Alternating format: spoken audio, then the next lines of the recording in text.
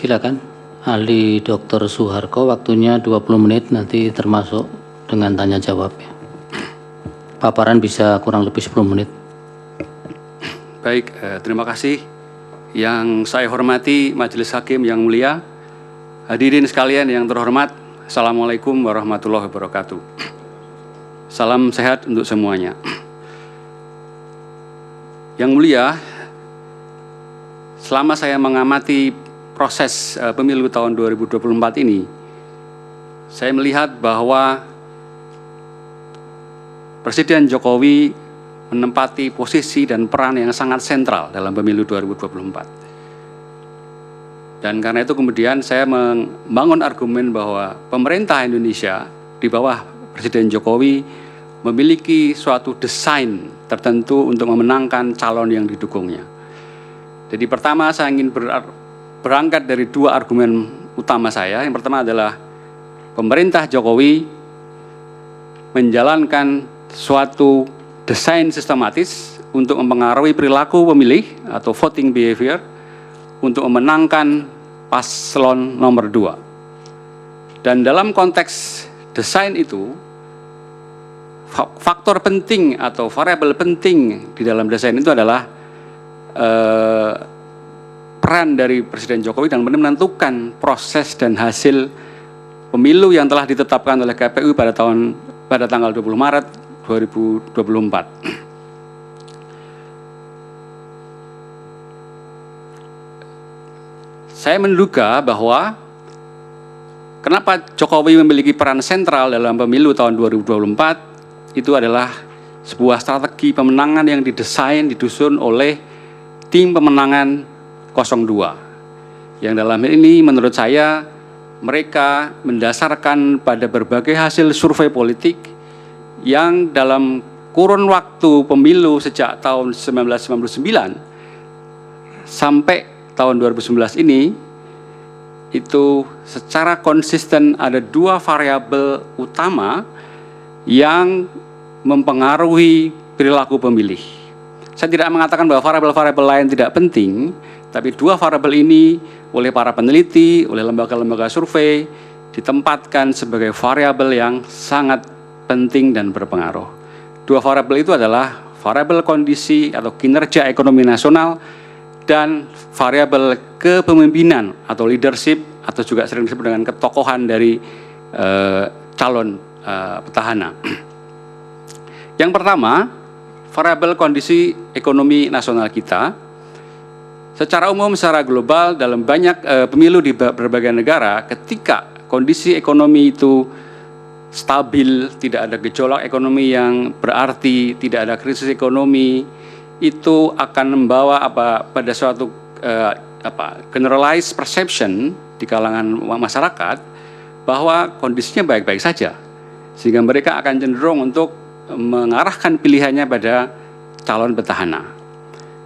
Dan di Indonesia, meskipun kita mengalami COVID-19 pada tahun 2020 sampai 2022, kita melihat bahwa pemerintah Indonesia relatif mampu mengendalikan dan bahkan kemudian secara perlahan mampu memulihkan, merecovery ekonomi dari terpaan krisis dan pandemi COVID-19. Karena itu kemudian secara ekonomi nasional kecenderungannya bahwa warga pemilih itu akan cenderung pada petahana atau pada pemerintah atau yang didukung oleh pemerintah yang berkuasa. Yang kedua adalah variabel kepemimpinan atau ketokohan. Nah, dari pemilu tahun 1999 sampai pemilu tahun 2014 misalnya, ketokohan menjadi suatu variabel yang sangat dipertimbangkan oleh pemilih ketika mereka menentukan pilihannya di TPS, gitu ya.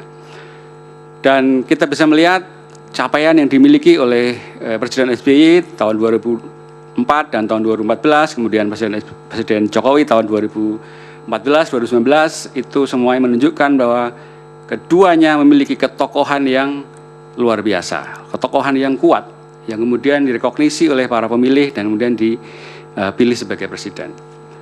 terkait khusus dengan Presiden Jokowi, saya kira kita semua sudah sering melihat berbagai penggambaran ketokohan dari Jokowi sebagai figur tokoh yang sederhana, yang baik hati, yang peduli, atau sering juga disebut dengan pro rakyat, yang populis, suka terjun ke masyarakat dengan cara belusuan dan sebagainya. Semuanya menunjukkan bahwa tokoh Jokowi adalah figur yang merakyat, yang kuat di benak pikiran para pemilih. Karena itu kemudian saya berhipotesa bahwa kalau seandainya Undang-Undang Dasar kita memungkinkan 3 periode dan Pak Jokowi itu maju kembali, saya menduga beliau tidak susah untuk menang kembali.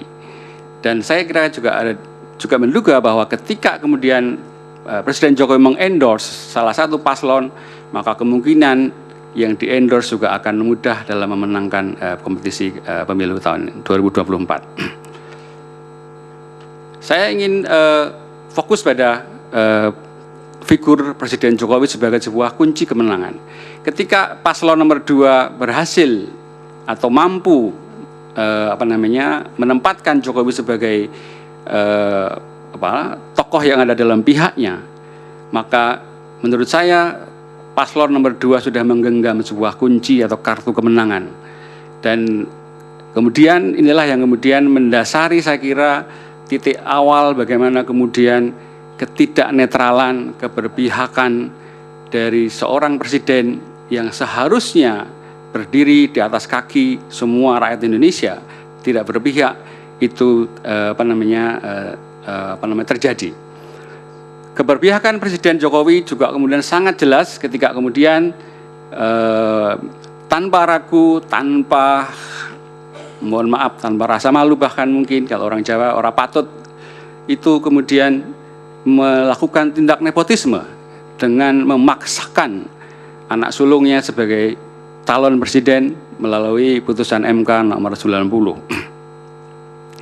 Nah, kemudian ketika kemudian strategi pemenangan ini sudah firm, maka kemudian saya melihat bahwa pemerintahan Presiden Jokowi melakukan serangkaian tindakan-tindakan politik untuk memenangkan paslon nomor 2. Yang pertama, dan sudah sering sekali disampaikan di dalam forum ini, adalah kebijakan dan implementasi penyaluran bansos.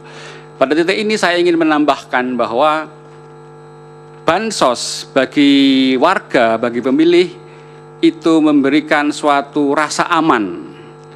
Karena pada umumnya penerima bansos adalah mereka yang dalam kondisi ekonomi yang rentan. Dan ketika kerentanan itu dilindungi oleh suatu penggelontoran bansos, maka rasa aman itu akan muncul. Kenapa rasa aman? Karena kita hidup dalam sebuah sistem kapitalistik di mana persaingan dan akumulasi kapital sangat terasa sekali, sangat ditekankan. Dan dalam konteks persaingan itu akan ada banyak pihak yang tersingkir, yang tereksklusi, yang kalah. Dan negara seharusnya memang hadir untuk melindungi mereka-mereka yang kalah ini. Kelompok menengah bawah, kelompok bawah adalah mereka yang biasanya tersingkir oleh sistem kompetisi ini. Celakanya kemudian adalah bahwa sistem perlindungan ini kemudian disalahgunakan untuk pemenangan pemilu. Kedua adalah upaya-upaya untuk menguatkan citra Presiden Jokowi. Dan ini saya kira sangat jelas dilakukan melalui berbagai kebijakan, terutama melalui berbagai propaganda, melalui berbagai siaran dalam media-media sosial, televisi, dan seterusnya. Yang ketiga adalah pelanggengan hegemoni kekuasaan Jokowi. Hegemoni yang dilakukan oleh Presiden Jokowi tidak dengan cara yang represif, tapi dengan cara yang halus dan intens.